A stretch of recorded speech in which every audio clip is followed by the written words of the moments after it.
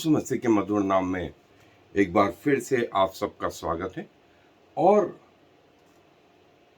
प्रभु यीशु मसीह का जन्म पृथ्वी के आरंभ से पहले, और ये बात स्वर्गदूत जानते थे।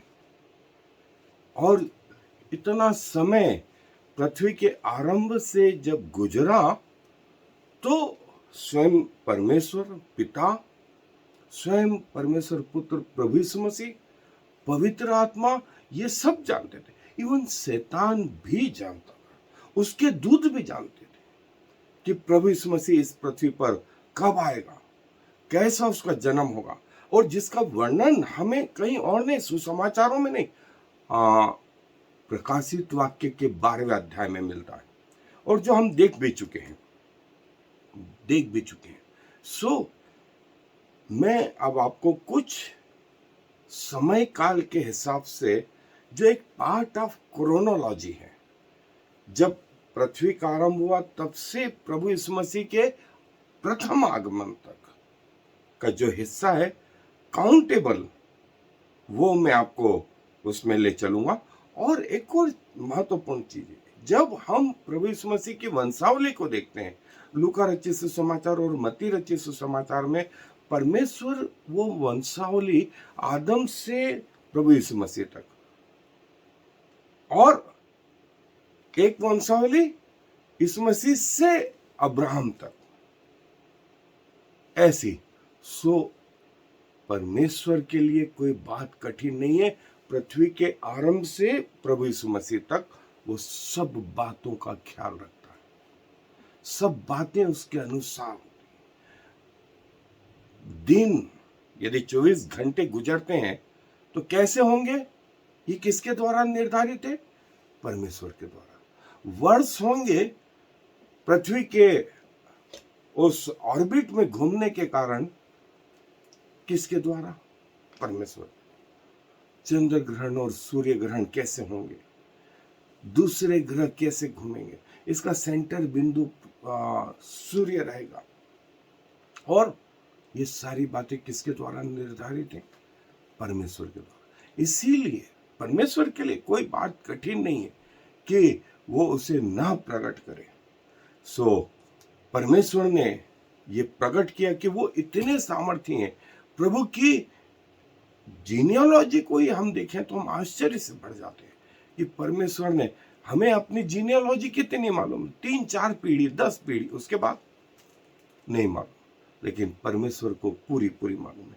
और परमेश्वर को वो तारीख नहीं मालूम है क्या कि प्रभु कब पैदा हुए? मालूम है। क्यों नहीं बताई? इसलिए कि उसके गलत प्रभाव उत्पन्न होते जो आज हम देख रहे हैं। सो फिर भी मैं आपको कुछ हिस्सों में लिए चलता हूं, कुछ डाटा आपके आत्मिक जीवन में जो है कार्य करेंगे। सो आए प्रभु के वचन में चलें।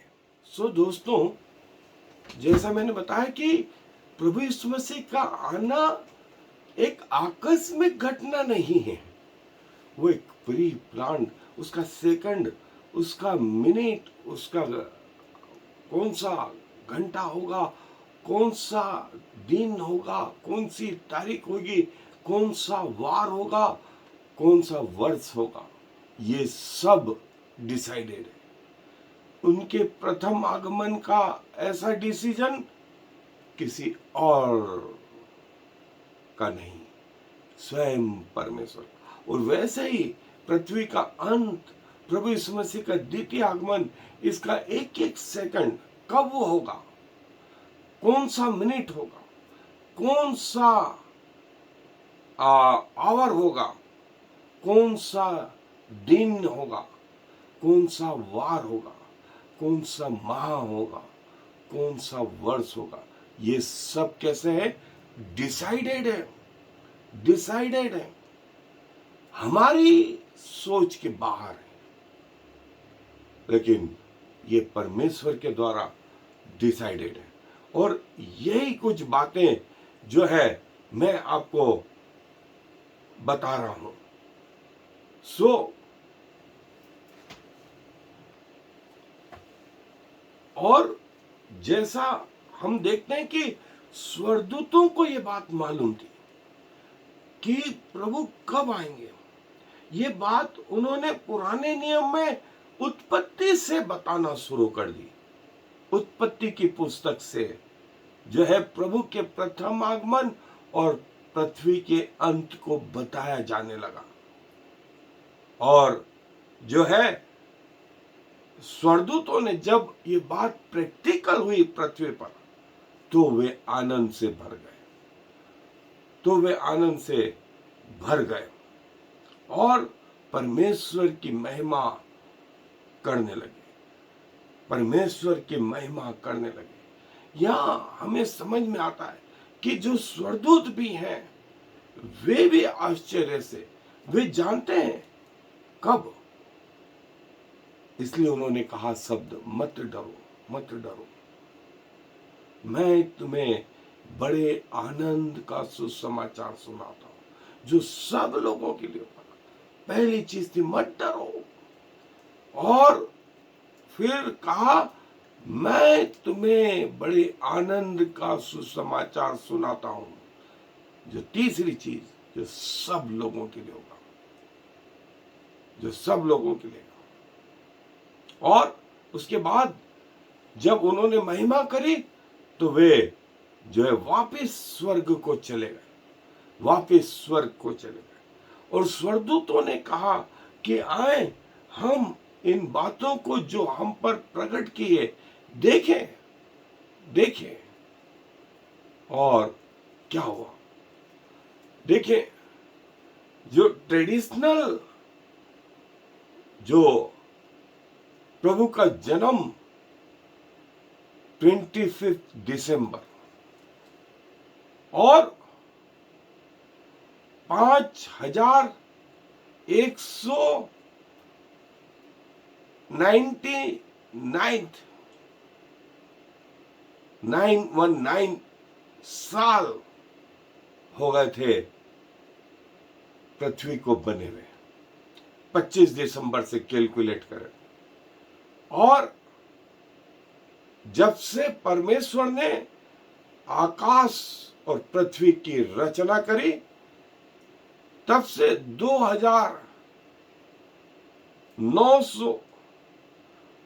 27 ईयर जो है नूह के जहाज के बाद इतने दिन हुए, यदि 25 तारीख से काउंट करें, और 1500 साल अब्राहम के जो है प्रभु यीशु मसीह का जन्म, और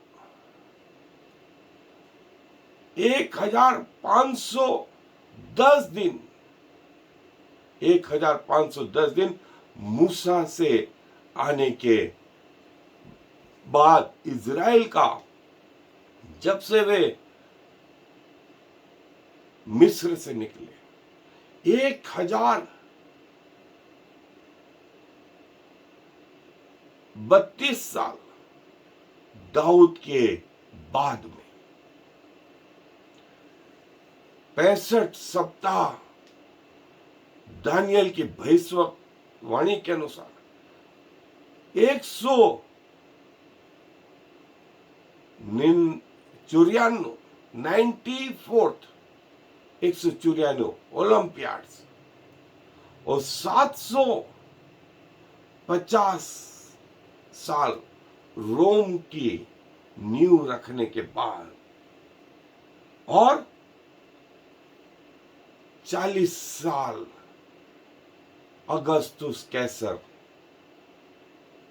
के राज्य में, दुनिया के छठे हिस्से में प्रभु यीशु मसीह जो परमेश्वर पिता का पुत्र है इस पृथ्वी पर आया, और 9 महीने प्रेगनेंसी के, और उसके बाद वो जो है शारीरिक रूप धारण किया और इस चरनी में पैदा हुआ। ये सब आंकड़े ये किसके द्वारा? ये प्रभु के द्वारा, प्रभु के लोगों के द्वारा प्रभु का आना इतना स्पेसिफिक था कि लोग जान गए, पहचान गए। और यदि उसका प्रथम आगमन ऐसा, तो उसका द्वितीय आगमन भी ऐसा ही है, द्वितीय आगमन भी ऐसा ही है। और उसके पहले आगमन पर जैसे दुनिया दो हिस्सों में बढ़ गई, एक जो भरोसा कर रही थी और एक जो भरोसा नहीं कर रही थी, वैसे ही उसके द्वितीय आगमन पर भी है एक ग्रुप जो उस पर भरोसा कर रहा है और अपने आप को तैयार कर रहा है, और दूसरा हिस्सा जो अपने आप को खो रहा है। आप किस हिस्से में आते हैं? आप किस हिस्से में आते हैं?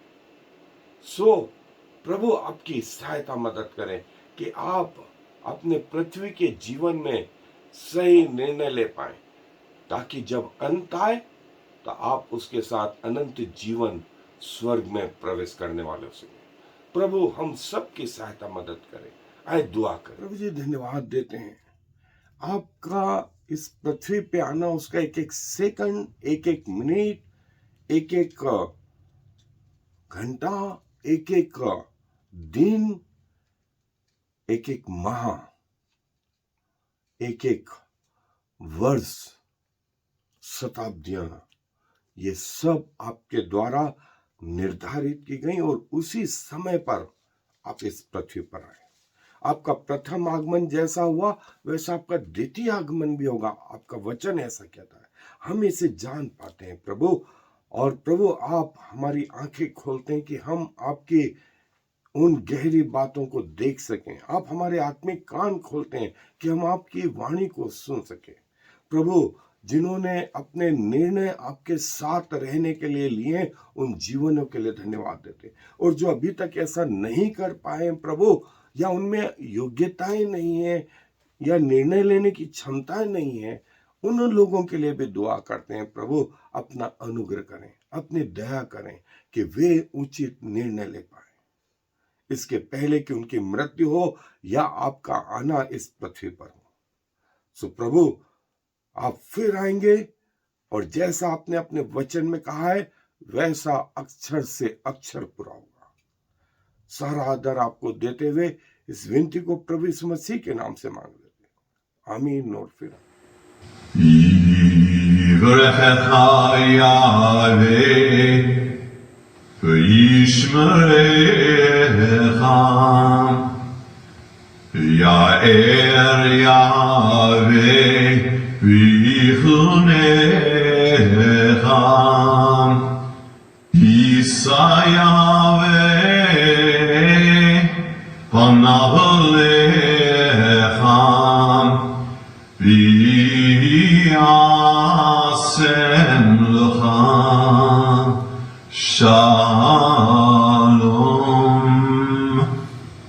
May the Lord bless you and protect you.